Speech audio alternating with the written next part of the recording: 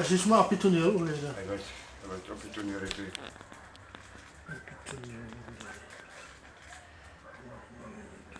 En julle weet nie waar was die skooter gegaan het nie?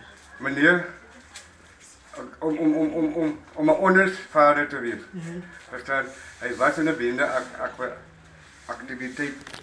Verstaan, maar wat jy uit die gevangenis uitkom. Verstaan, toe bly jy so by my. Wanneer het jy gevangenis gekom?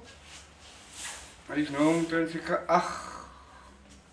7 maande. As jy nou buite nou.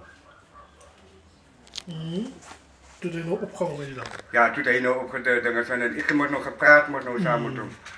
Toe sê kon al die jare, die tyd wat jy in die gevangenis gewees het, het jy gepleeg. Ek moet staan voor as vader en ek het veel gaan doen. Verstaan, uit die gevangenis tot nou toe. En ek het hom gevat. Ek het hom gehou hier so by my. Maar soos ek sê, weet ek nie wat agter die muur aangaan nie.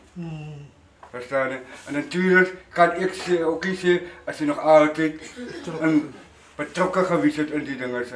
Verstaan? Want ik heb gisteren, ik heb die mook ook gezegd. Verstaan? Ik weet niet, ik kan niks dingen zeggen over bende activiteiten. Ik kan niet die dingen zeggen. Maar zoals ik weet ik niet wat aangegaan is. Die politie het al enige mensen gearresteerd? Was die politie? De politie is nog. Hulle nog weer teruggekom na my toe nie. Okay. En was jy die ander twee oudjies wat nou die polisie het hulle